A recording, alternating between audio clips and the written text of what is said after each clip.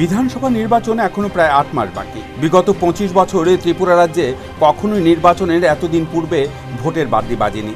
২০১৩ বিধানসভা নির্বাচনের প্রায় ২.৫ বছর আগে পুলিশের গুলিতে পাপাই সাহার হত্যা, থানা আক্রমণ ইত্যাদির মাধ্যমে তৎকালীন কংগ্রেস ভোটের ডঙ্কা বাজানো শুরু করে দিয়েছিল।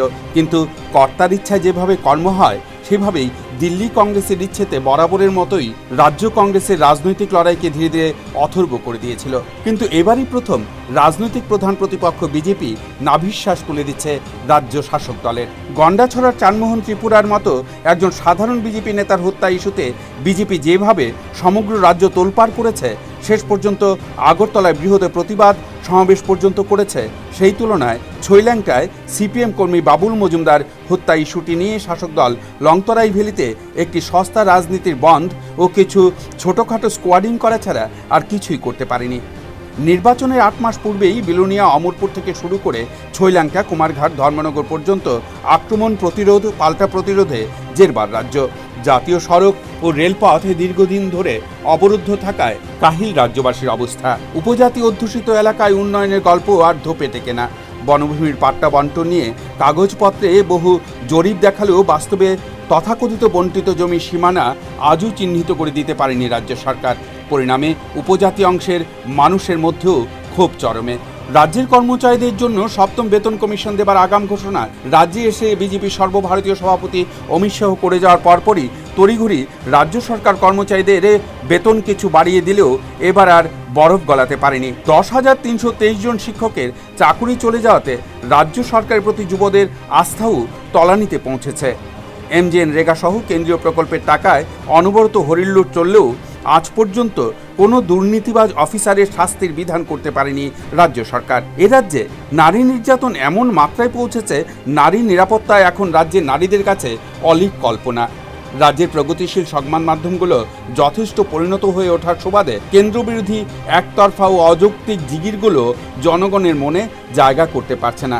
এমত অবস্থায় আক্রমণী আত্মরক্ষা সেরা পদ্ধতি হিসেবে বেছে নিয়েছে শাসক দল। ক্ষমতায় ফেরার মরিয়া প্রচেষ্টায় ৮ মাস থেকে ১ বছর আগেই এ রাজ্যে নির্বাচনী ঢাকে কাঠি পড়ে গেছে, যা কিনা ১৯৯৩ সালের পর থেকে বিগত প্রায় ২৫ বছরে নজিরবিহীন। একদিকে কেন্দ্রীয় সরকারের প্রবল শক্তি নিয়ে থাকা বিজেপি দলের উত্তর পূর্বাঞ্চলের প্রতিটি রাজ্য নিজেদের দখলে নেবার পাখির চোখ, পাশাপাশি রাজ্যে সিবিআইয়ের প্রাথমিক জিজ্ঞাসাবাদ, রেগার টাকার হিসেব দিতে না পারায় অতিরিক্ত টাকা আসা বন্ধ, রাজ্যের প্রতিটি পদক্ষেপের উপর কেন্দ্রের কড়াল নজর।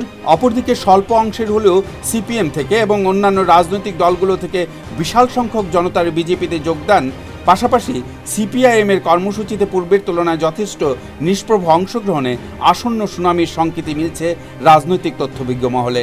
এবারও নির্বাচন সম্ভবত সিপিআইএমের কাছে বিগত ২৫ বছরের প্রথম নির্বাচন, যে নির্বাচনে বর্তমান শাসক দলের কাছে কোনো ইস্যু নেই। কখনো বিজয় রাঙ্খলের জেনিভা ভাষণকে ইস্যু করে, কখনো জোট জামানার সেই সন্ত্রাসকে ইস্যু করে, কখনো বা মুখ্যমন্ত্রী মানিক সরকারের সহাস্য ছবি দেখিয়ে তথাকথিত উন্নয়ন স্লোগান তুলে নির্বাচনী বৈতরণী পার হয়েছিলেন সিপিআইএম।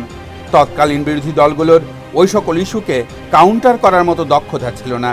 তাছাড়া রাজ্যের অধিকাংশ সংবাদ মাধ্যমও সে সময় পরিণত হয়ে উঠতে পারেনি, যে কারণে বিজয় রাঙ্খলের বিতর্কিত জেনিভা ভাষণ নিয়ে নির্বাচন পরবর্তী সময়ে সিপিএম কি করল সে প্রশ্ন কেউ করেনি।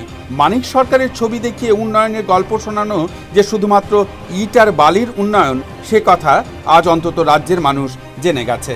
জোট আমলের কালো অধ্যায়ের গল্প এবার আর ধূপে টিকছে না, কারণ বর্তমানে প্রধান বিরোধী দল বিজেপি।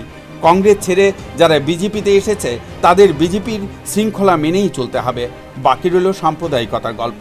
উত্তরপ্রদেশের সংখ্যালঘু অধ্যুষিত বিধানসভা কেন্দ্রে বিজেপি প্রার্থীদের ব্যাপক জয়ে সাম্প্রদায়িকতার ছাপকে খুবই ম্লান করে দিয়েছে।